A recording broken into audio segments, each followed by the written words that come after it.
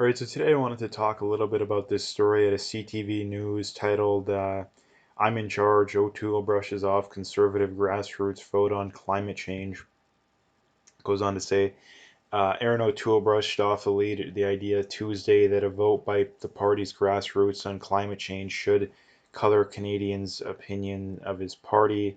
I'm the leader, I'm in charge, O'Toole said at a press conference as he reiterated his pledge that his party will present a plan to address climate change ahead of the next election.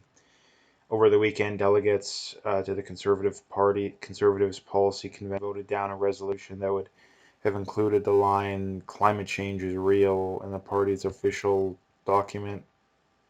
Um, while the existing document does implicitly acknowledge that the party's 2019 election platform said it explicitly, that didn't stop Liberals from swiftly jumping on the vote results to attack Conservatives as climate deniers. They tossed the accusation as Tories multiple times Monday, both in the House of Commons committee hearings and during question period. The debate and vote on the motion came as O'Toole delivered a speech to the virtual convention warning that if the party didn't come around on climate, they could not make any traction among voters.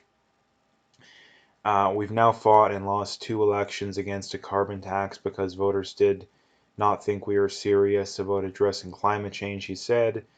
And I will not allow 338 candidates to defend against the lie that from the Liberals we are a party of climate change deniers. We will have a plan to address climate change. Okay, so that's about all we need to read. But um, this is very important. Like, this is very important. And this is the reason why the Conservatives are going to get destroyed. They continue to get destroyed because they can't make up their minds on this stuff. And the way they've been going recently is clearly the wrong one. Now, to be fair, the Conservatives have brought on their own demise, right? Like, the Conservatives under Harper, even when they had a majority especially, refused to do anything significant, right? If the Conservatives under Harper had any, basic critical thinking skills, basic just caring about their own, they would have done some things that would have prevented a lot, or at least would have had a greater chance at preventing a lot of the garbage we're going through right now. I mean, under Harper, I mean, they should have cut immigration. They should have pushed back. They should have seen a lot of this stuff coming, right? They should have seen a lot of this stuff coming, and they really didn't do a whole heck of a lot. Right now, at the time, things were pretty good up until like whatever 2014, 2015. So it's kind of hard for them to tell, but again, they still should have been able to see this stuff. And one of the big ones too, like one of the reasons why the liberals and the left is dominating elections and going to keep dominating elections is mass immigration. Under the conservatives, they didn't cut immigration, right? They didn't cut it. Um, so yeah, that's a big thing. And this is just another reason to not vote O'Toole. Like a lot of people say, oh, like again, like I'm personally, I'm so tired of the we got to vote O'Toole because we got to get Trudeau out of office. Well, who cares about that? If we get Trudeau out of office and we get someone who's pretty much the same, what difference does it make? Like I brought this up so many times. Like, what is Aaron O'Toole proposing that is a significant upgrade to Justin Trudeau? Like, I don't know anything.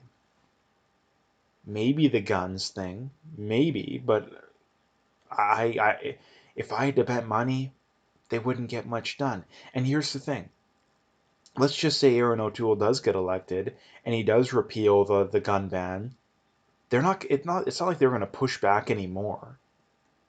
And this is the same problem with the Republicans in the states. This is why the conservatives continuously lose, at least in the long run. Is that yeah, they may get in and repeal the latest garbage, but they never go a step in the other direction. Like, if you want to make the Aaron O'Toole is good for guns argument, okay, well, where is Aaron O'Toole saying we're going to get rid of ATTs or magazine restrictions or any of these gun laws that make absolutely no sense? Like where is he on literally anything? All he's saying is, yeah, I'm just going to repeal the last thing, meaning what'll happen is that, okay, they'll get in, they'll repeal it. Eventually the liberals get back in, and they just put it right back in again. Okay, we got to enjoy our guns for another 4 years. Okay, that's nice, but at the end of the day, we're still going to lose them. So again, the point being is that there's nothing that Erin O'Toole is a significant upgrade on compared to Justin Trudeau that I'm aware of. There may be something, there probably is, but there's nothing significant. Like, is Erin O'Toole going to cut regulations? Not really. It doesn't seem like it. He doesn't want a carbon tax, but he wants something that's pretty much the exact same. And this is the way you know these people are very, very disingenuous, is that Erin O'Toole knows that amongst conservatives, even amongst a lot of lefties, I think, is that the carbon tax has a horrible name and stigma attached to it. Like the minute you say carbon tax, everybody just cringes because it's BS, right? It makes absolutely no sense. It doesn't do anything. Even if you do think climate change is a big deal, it's carbon tax does absolutely nothing. But I made several videos about that. I'm not going to get into it, but he knows that. So what he does is say, oh yeah, we're going to get rid of the carbon tax, but we're going to put some cap and trade system in place that's pretty much the exact same thing. They say, oh no, we're only going to punish the large polluters. Okay, well, what are they going to do? They're just going to raise their prices. Okay, yeah, you punish the oil and gas company, they just raise their prices. You punish the trucking company, they just raise their prices. You don't actually get anywhere at the end of the day. So this is the thing that Erin O'Toole has made it very clear that he is willing to sacrifice what's best for Alberta and Saskatchewan specifically if he can pick up some seats in the GTA. He's made that very clear. So again, what are you doing? Like, the only realistic scenario in my mind is everyone stop voting for the conservatives. Let them be the third or the fourth. Like they should get absolutely destroyed. Erin O'Toole will be out as leader, and then you hope and pray that someone that actually is somewhat sane gets in as leader. Again, I kind of doubt that, but because again, I know, and anyone who understands politics knows that most people will vote for the same party no matter what happens. It doesn't matter if the conservatives are as far to the left as they've ever been. I mean, they're even further to the left than liberals or Democrats were as recently as 10 years ago on some things. There was no one there was no lefty 20 years ago being wanting to be as stringent as the conservatives want to be on the environment now. The majority um, of Democrats weren't as socially to the left as the average conservative is nowadays. Right? Like, this is the thing, like I'm trying to point out to people, and so many people just don't seem to get it because they believe the same old garbage. The conservatives are center left, center at the very most, right? The liberals, like the political spectrum in Canada, everybody has moved left over the last 10 to 20 years. Now you do have the PPC and the Maverick and the Wexits of the world that have moved in on the right, but everyone has moved left. The conservatives have moved left. They're maybe slightly to the left of where the liberals were like 20 years ago.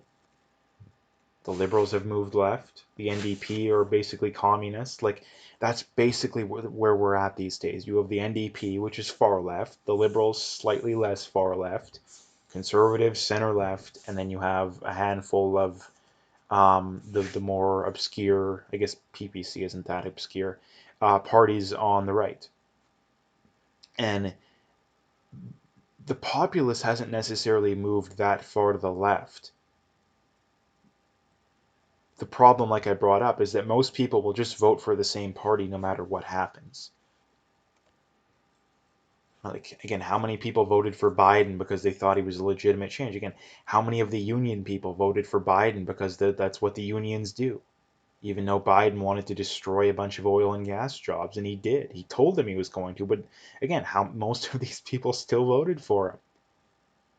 How many people voted for Biden because of the kids in cages, but yet the kids in cages problem is worse than ever, right? Most people will just vote for the same party no matter what.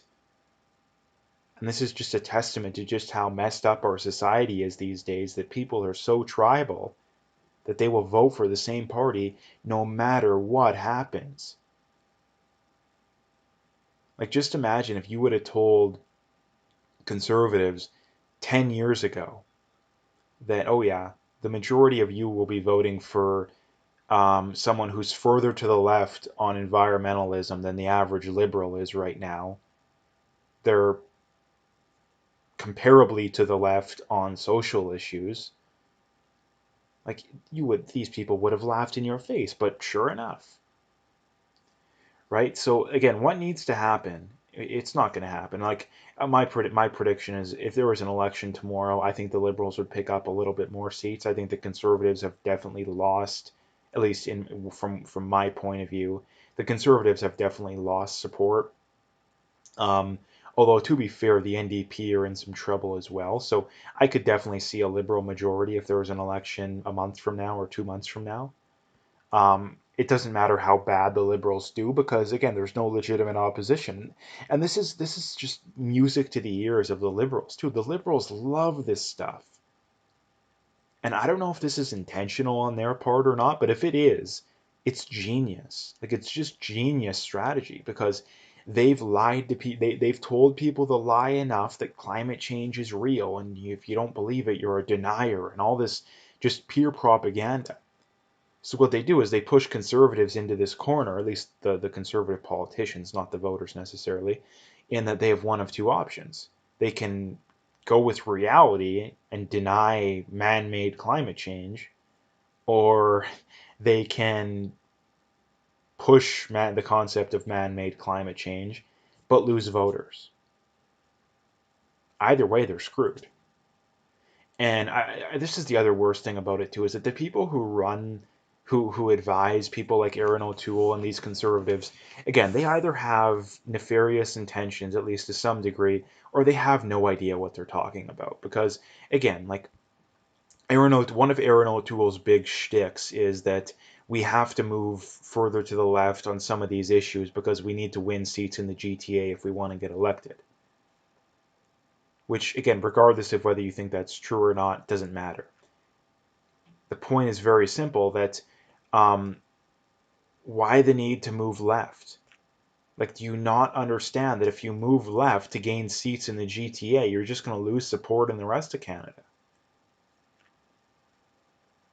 And this is the other thing too, like I brought up again, most people are just going to vote for the same party no matter what. The Liberals could adopt, or sorry, the Conservatives could adopt the Liberal platform, say, we will do the same thing as the Liberals, and maybe change something slightly. I don't think they would gain much support, if any.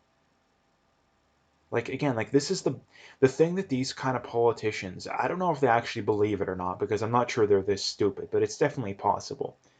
They don't seem to understand that if you are a conservative, there is nothing you can do to change the average leftist's mind. There is nothing you can do. It doesn't matter if they say, oh yeah, I would vote conservative, but I don't trust you guys on climate change, and Aaron O'Toole turn around and say, oh yeah, we're going to do pretty much the same thing as the Liberals. Do you actually think this is going to change their mind? Like, of course not. Yeah, maybe a handful of people, but 95% of people, their mind is made up before you even open your mouth. They hear, oh, you're a conservative, there's nothing you can do to change their minds. Like, again, like, I think this comes from a lot of these people, they're the political science people in university. Again, they have absolutely no idea what they're talking about. Again, I've talked to some of these people. Like, I was talking to a guy recently about this kind of stuff. He's like, oh yeah, political science. He was trying to get into running campaigns. And again, like, he believed the same garbage, that, oh, the conservatives are right wing and the liberals are center left. Like, no, the NDP is center left. Like, The garbage they teach these people, it's absolutely and utterly insane. Like, again, so what is the big take home point here is that it's very clear. Aaron O'Toole has made it very clear that he will sacrifice however many votes he needs or however much support in Alberta and Saskatchewan if that means he can pick up a handful of votes in the GTA. And again, the problem with that is very simple, is that to get those votes in the GTA, which again, I don't think it's going to happen anyway. I think that the data is very clear that people vote for the same party no matter what. But even if you want to make that argument, it's not going to happen because you're just going to lose support in Alberta. Again, I know this isn't proof of anything, but it's definitely proof of something, and that I know multiple people who used to be conservative voters that are not voting for them anymore, right? And I don't know anyone, like, I don't know anyone. I've never heard of anyone online or in person who says, yeah, I'm more likely to vote conservative. I used to vote liberal. I used to vote NDP, or I used to not vote. I'm more likely to vote conservative now than at any point in time. I don't know. I've never heard anyone say that.